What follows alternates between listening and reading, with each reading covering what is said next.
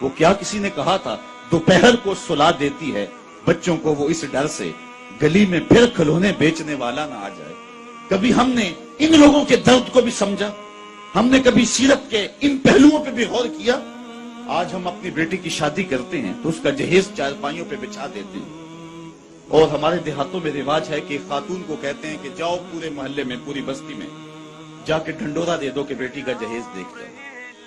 یار دیا تو اپنی بیٹی کو ہے اور تحفہ دے رہے ہیں، لوگوں کیوں دکھلا رہے ہیں؟ صرف داد وصول کرنے کے لیے۔ ملک صاحب نے، خان صاحب نے، چودھری صاحب نے حد کر دی، کمال کر دی، بڑا دیا،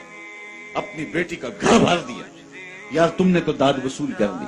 چوپالوں میں، بیٹھکوں میں تذکرہ بھی چلا، تندوروں پہ عورتیں باتیں بھی کرنے لگی، تمہارے نام کے جھنڈے بھی گڑ گئے، لیکن تم نے نہ سوچا تمہاری بیٹی کا جہیز دیکھنے کے لیے یتیم بچیاں بھی آئیں، تمہاری بیٹی کا جہیز دیکھنے کے لیے اس بوڑھے مزدور کی بیٹیاں بھی آئیں جو صبح اٹھ کر کے مزدوروں والے اڈے پہ جا کے بیٹھ جاتا ہے اور اس کو بوڑھا سمجھ کے کوئی قبول نہیں کرتا، اور وہ کہتا ہے مجھے 10 روپے کم دے دینا، مجھے ساتھ لے جاؤ، لیکن اس کو کوئی ساتھ لے جانے کے لیے تیار نہیں ہوتا۔ جب دھوپ خوب چمک پڑتی ہے اور اسے مایوسی ہوتی ہے کہ اب کوئی لینے نہیں آئے گا، تو وہ ڈبہ لٹکا کر کے روٹی والا گھر جب واپس پلٹتا ہے تو کوئی جانتا ہے اس کے قدم کتنے بوجھل ہوتے ہیں؟ آج وہ اپنی بیوی کو گھر سے نکلتے کہہ کے آیا تھا کہ جو رقم ملے گی اس کا آٹا لے کر کے آؤں گا، اس کا گھی لے کر کے آؤں گا۔ آج وہ خالی ڈبہ روٹی کا واپس جب پلٹا کے لے جا رہا ہوتا ہے، اس کے لیے گھر کی دہلیز نہیں ہوتی، پلسرات ہوتی ہے، اور اندر لوگوں کے کپڑے سی سی کے اور لوگوں کے گھروں کے برتن مانج مانج کے اپنے جہیز کی چیزیں بنانے والی بیٹیاں جب اپنے باپ کو یوں آج بھی خالی آتا ہوا دیکھتی ہیں تو جو کچوکے ان کے دل پہ لگتے ہیں اس کا مداوع کس کے پاس ہے؟ تم نے تو داد وصول کر لی، لیکن تمہاری بیٹی کا جہیز دیکھنے کے لیے اس مزدور کی بیٹیاں بھی گئیں۔ تارا ٹوٹتا سب نے دیکھا، یہ نہ دیکھا ایک نے بھی، کس کی آنکھ سے آنسو ٹپکا، کس کا سہارا چھوٹ گیا۔ کاش کہ ان درد مندوں کا بھی ہم نے حال پوچھا ہوتا، اور ان دکھیوں کے رشتے ہوئے زخموں پر بھی ہم نے مرہم رکھی ہوتی، اور حضور کی سیرت کے پیغام کو ہم نے سمجھا ہوتا، اور ہم اپنی معاشرت اور اپنے ارد گرد کے ماحول کے اندر ان چیزوں کو، اپنے محلے اور اپنی گلی کے اندر ان چیزوں کو دیکھا ہوتا۔ صاحب رات کی تنہائی کے اندر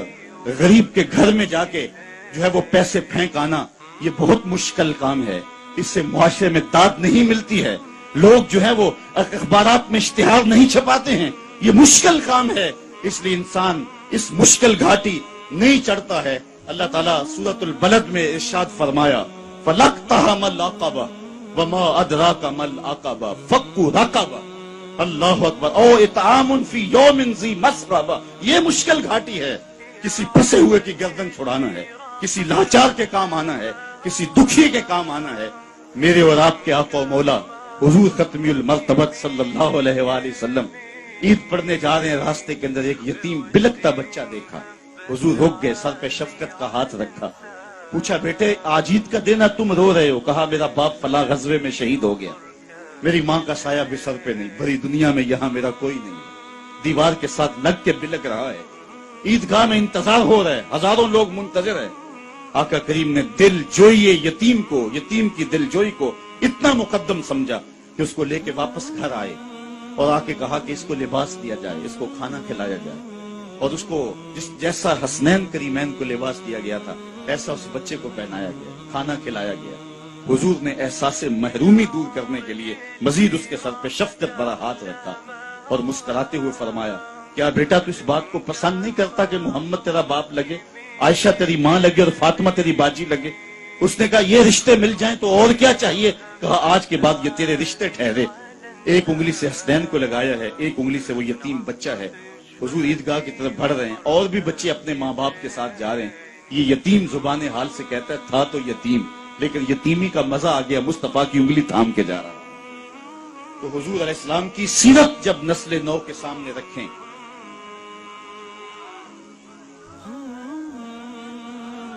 آج سسکتی انسانیت کی بات ہوتی ہے تو آج دنیا اس کی بات کرتی ہے، تو آئیے اپنے آقا کی سیرت کو اس روپ کے اندر دیکھیں اور پڑھیں اور اس کی خوشبو کو پھیلائیں اور نسل نو کو بتائیں کہ آقا کریم علیہ الصلوۃ والسلام کس طرح دکھیوں کے درد بانٹنے والے تھے اور لاچاروں، یتیموں اور مسکینوں کے کس طرح کام آنے والے تھے۔ سمال الیتامى عصمۃ للارامل، بیواؤں کے آسرے تھے، اور غریب ہو کے یتیم ہو کے یتیم پرور تھے. یہ 9 سال کی عمر ہے حضور کی. اس وقت کہا جا رہا ہے حضور کے لیے سمال الیتامہ، یتیموں کا سہارا اور آسرا ہے.